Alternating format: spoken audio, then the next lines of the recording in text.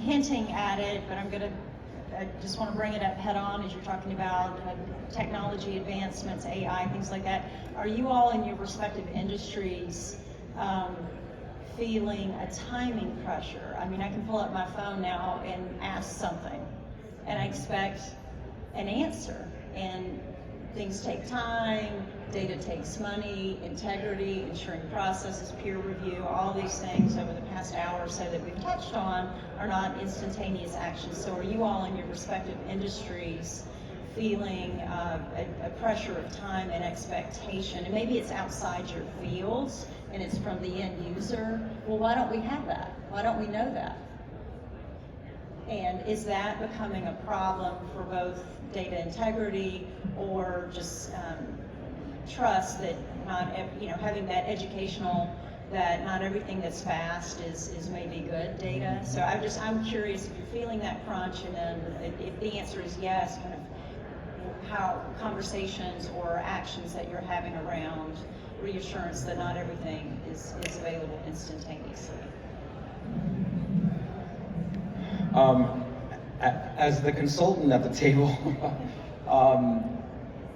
I would say that we're being asked to interpret and evaluate more with less.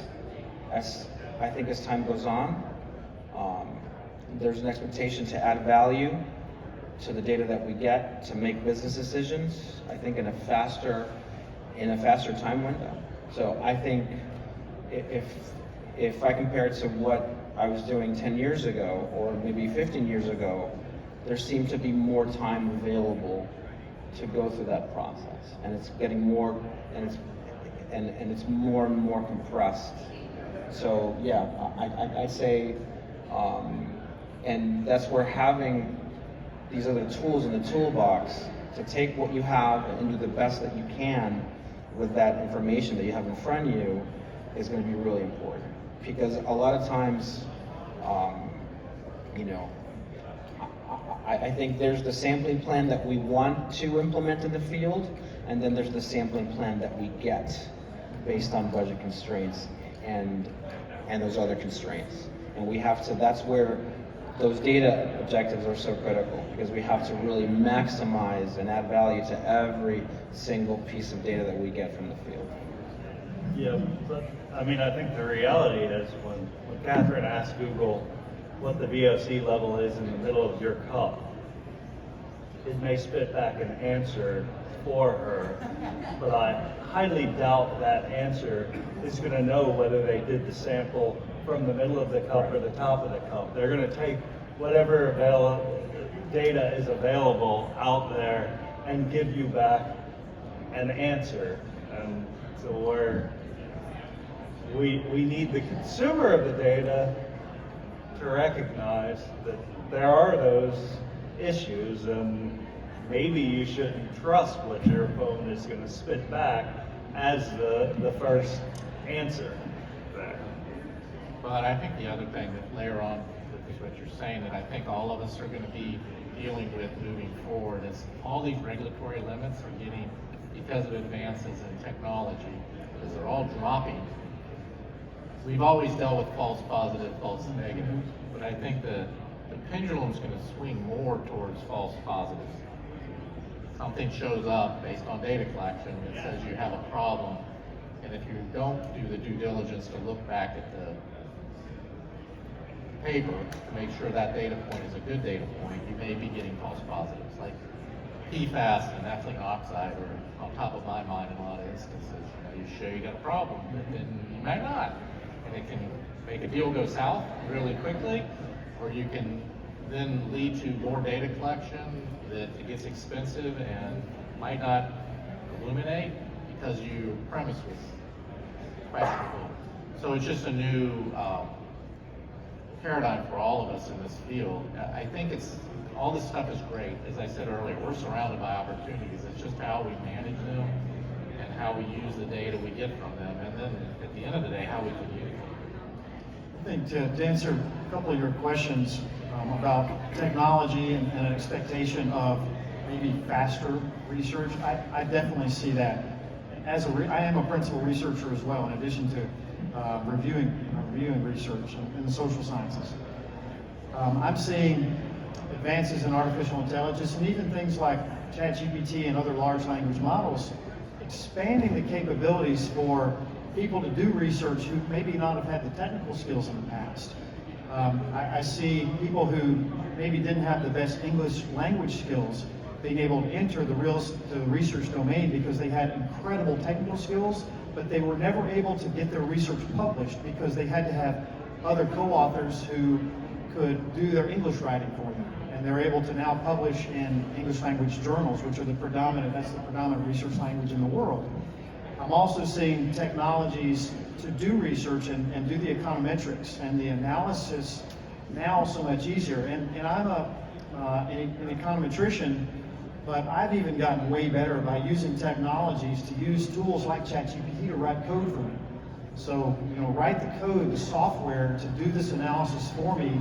And what used to take me 3 co-authors and getting favors from other departments in the computer science area to write software for me, it's writing it for me in 30 seconds. Run this analysis, transform this data, move this data from this database into this system, this other type of system, so I can run my analysis. It has sped it up dramatically.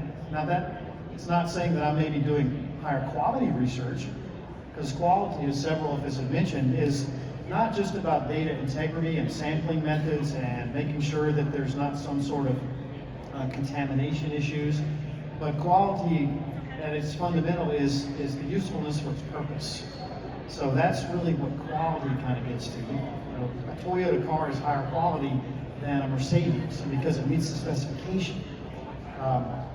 Even though Mercedes costs a lot more, it's a lower quality vehicle.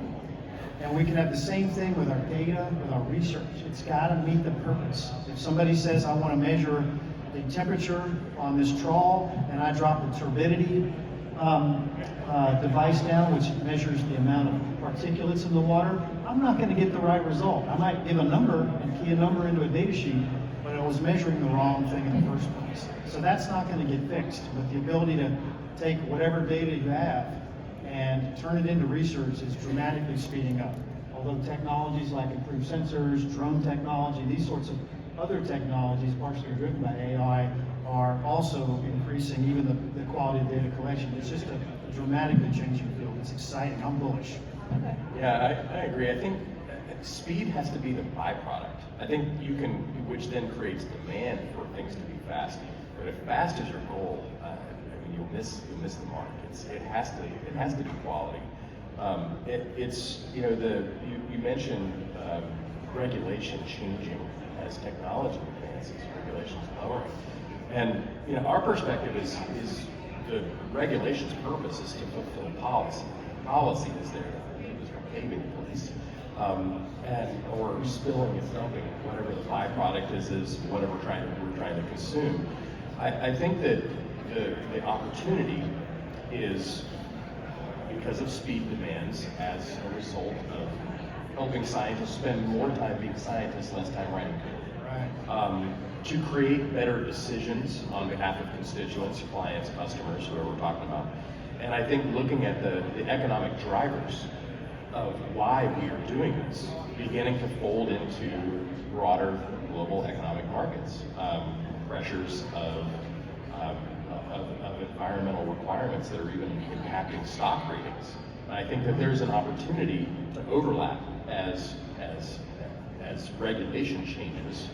Policy is always going to be in flux, but I think that there's an opportunity to, with economics, outperform regulation and let the markets drive that. And I think that's where, this is far off in the future, but I think that that's the opportunity where we as a human species, we've got to figure this out, right? We have got to figure out how to build in a more sustainable manner.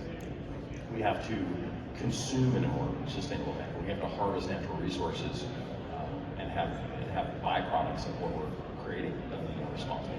And hopefully, the economics can pick that up as those regulations are changing in the face of advances in technology.